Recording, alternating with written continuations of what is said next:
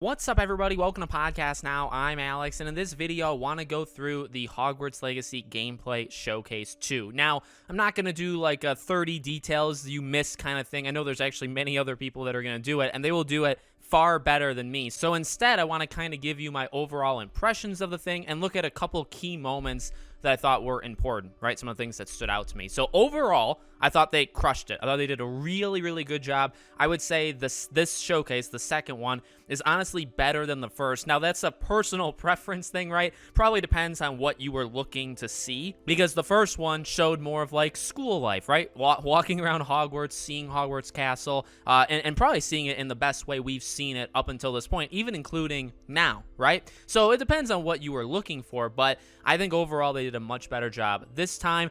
To give Ben some credit, Benjamin Snow, he has some great questions. I mean, his excitement was very strong throughout the entire thing, but I like some of his kind of just throwing questions. I like, well, how does this work, and does the seasons actually affect gameplay? Like, I like just having them kind of toss out those questions because we got some answers, right? Nothing like groundbreaking, but we did. So definitely credit there as well. In terms of the going piece by piece, to start out, right, with the whole kind of worldscape, we get to go out, we get to see everything.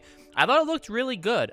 There was definitely more life. There was more life and also less, right? There was many portions of the time when you're riding the broomstick or the hippogriff or whatever where there was a whole lot of nothing in terms of people. But you have to remember, I guess, where you are in the world, right? And like, would it be a heavily populated place in just these random kind of back alley streets, like through the forest? And the answer is no, right? They're supposed to be like that. So, and then in pockets, where there was pockets of buildings and people performing, right? The musical kind of thing, like where those were present, I think they did a good job of making it be like, yeah, people walk, through here, people are here, and it's gigantic, right? That's another, I mean, you could talk about the hippogriff, which I thought was fantastic, even riding it on the ground and then flying with it, I thought was awesome. The broom, I like the mechanics. I like that they're basically saying, hey, the broom isn't meant to be the thing that flies super high, right? You can upgrade it to get better at it, but mainly that's actually the hippogriff or the thestral, right? Like those are the things that you're going to be able to go higher off the ground with. The broom itself is more, you're supposed to kind of stick it close to the, close to the pavement, close to the ground, and that's fine. I actually think that's fine. So, and you get a scope and a sense of the scope, I guess, of just how freaking large this open world is. It's huge. And I also like that they did confirm, right, that there's gonna be a part of the story, and this is normal. This is a lot of open world games do this. There'll be a moment in the story where the world completely opens up, but from that point on, you can go anywhere, right? You can do it all. So that's very cool. They also talked a little bit about the day-night cycle, that when it changes to night, you'll see less kids around, like Hogwarts, right? They'll start to kind of like thin out, but also there'll be maybe collectibles that you can only get during the day or collectibles you can only get at night. So that was very good to hear. But again, you get a really good sense of how big the world is, and many icons, right? Many icons. Looks like a lot of treasure, a lot of collectibles to find. You see some quest givers, one of which was on the dock by water, and that's a good segue, right? Because now he'll give you a quest. Does the quest involve water? I think not. So here's the thing. Let me just, this is more of like an observation than anything. I guess that's what this video is for. I really don't think, like, I'm really starting to doubt swimming. I know I go back and forth like every other week, but they had multiple times they could have gone through water throughout this entire showcase, and they didn't. Not one time. So, I've always been kind of leaning on the side of, well, maybe you can swim, but just on the surface. You can't dive. You can't go underwater. You can only swim on the surface. And I still think that is definitely possible, and they just may not have shown it yet. But I mean, this would have probably been the place to do it. And so it could have just been a decision that they've made, that they don't want to tell us that they're swimming until we get the game. But it's just kind of odd that we didn't see it in this showcase. So I'm starting to be very doubtful that maybe you can't swim literally at all. Like, you go into water and it pulls you out. But, that could be wrong. So next we go to the combat. And this is my favorite part of the entire showcase. I think a lot of people that have watched me for a while probably could have guessed this. But no, I thought they did a really good job with the combat. So a couple things to point out, right? We see the Dark Arts Arena. That's the whole kind of theme of the fighting, which I think is fine, and all that stuff is good. So when we go in, they talk about basically this is your experimentation room, right? You're going to be able to use those unforgivable curses, but you're also going to just be able to use whatever spells you want, and you'll be able to slot them before you go in, and they show it. Now, it's blurred, but I mean, to the naked eye, you can still see plenty of stuff. So you see the many spell lists, right, that you're kind of swapping in and out. And one of the things that I noticed, which is just cool to see that it's here, again, pretty normal for games like this, but you see the screen to the right of the, massive amounts of spells, and that's just kind of like the preview screen, right? So you equip a spell, you hover over a spell with the cursor, and then the screen will tell you, or show you, actually, what the spell will actually do in combat. So great. So I thought that was all good. Then you go in, and the fighting, I thought was honestly spectacular.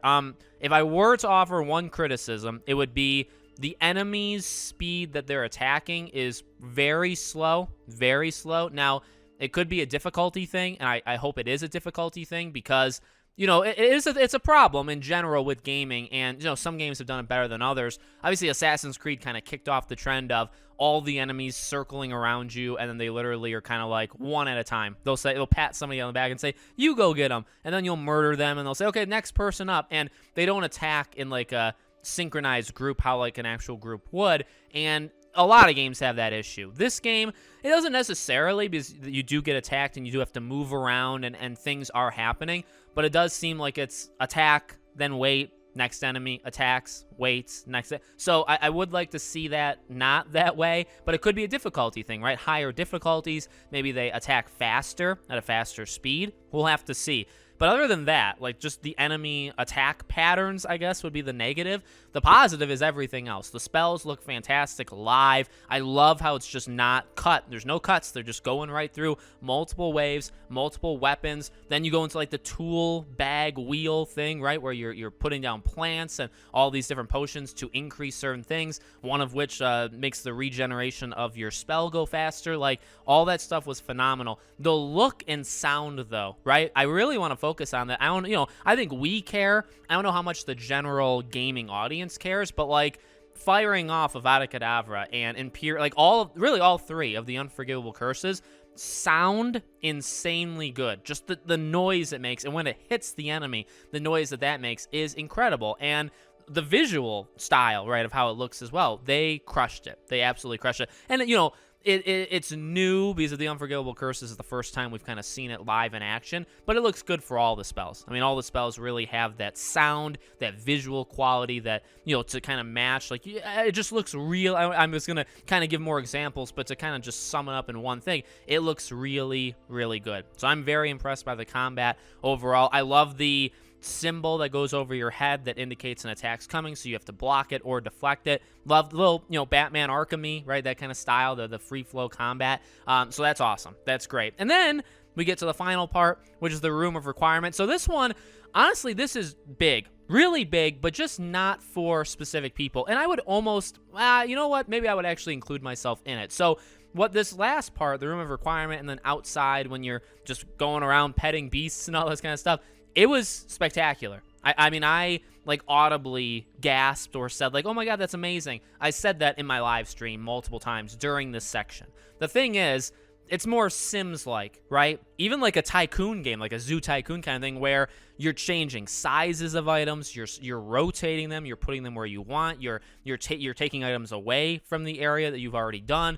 That kind of stuff I think is very good, and I think is going to appeal to a very specific group of people. Like my wife plays Dreamlight Valley. I mean, she's an Animal Crossing girl as well, and she loves that stuff. She loves decorating her house and all those, and I think that is the kind of person that this stuff is going toward. Now, I'm into the crafting and the items and unlocking things like that stuff. I'm definitely into, but I may just hand my wife, if she doesn't play, I'll hand my wife the controller and say, set up this room however you want it to look, right? And I think, again, that's going to really work for several people. Even the outside stuff, right?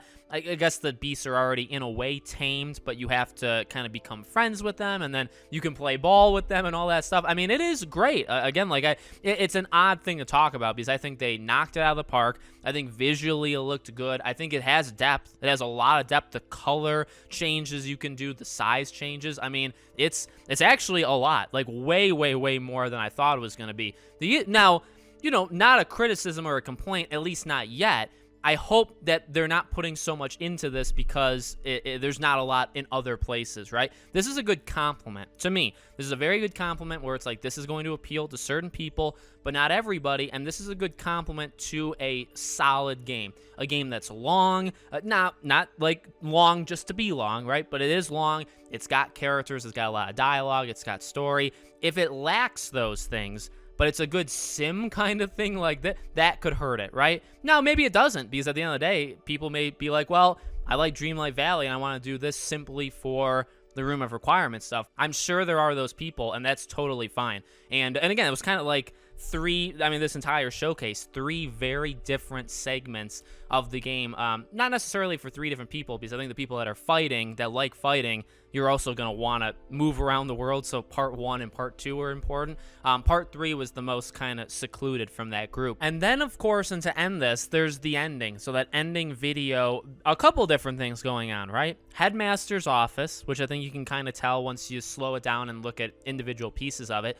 Also, Slytherin. So I do think Black, like at this point, if you don't think Black's Headmaster, I think this even adds further to that. And then we get a little change of scenery. I don't know what you would necessarily do it, right? But you're going to get sucked into that book. Or actually, we see it live, right? And the possibilities are kind of endless. Now, on the book page, there is an image, and I slowed it down during my live stream. I can't figure out what it is. I also can't see it very well. So maybe some people at home maybe can. But there is an image in that page that you're actually getting sucked into. But the possibilities are now kind of endless, right? Because what have we always talked about? And people have always said, like, do Hogwarts Legacy have this engine, but do it with Harry Potter? Like, make Harry Potter games and just use the engine for those games. Like, now the possibilities are kind of endless of where we're going when we get sucked into that book. Where is it?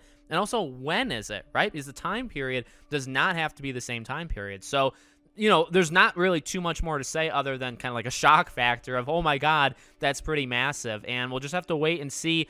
You imagine it probably is a main quest, or at least I imagine it's a main quest. I guess it doesn't have to be, but I would just lean that way. But I do think we're going at least a different time period. It may still be Hogwarts, I think, from a creation, like an asset point of view from them making the game. It probably makes sense to keep at the same location so you're not having to like build another school or something like insane for one mission, right? But so if you keep the same location, it's Hogwarts, but then you can jump time. You can go back further, right? However they end up doing it. So that's kind of what I would imagine is going on with that scene. But overall, I thought it was way better than the first one, again, by a lot. I don't know if they like learned from it or like when they actually did this one in general, but they got better. So we'll see how they do for part 3, if there even is a part 3, right? And that's pretty much it. So overall, really liked it. Let me know what you guys think in the comments.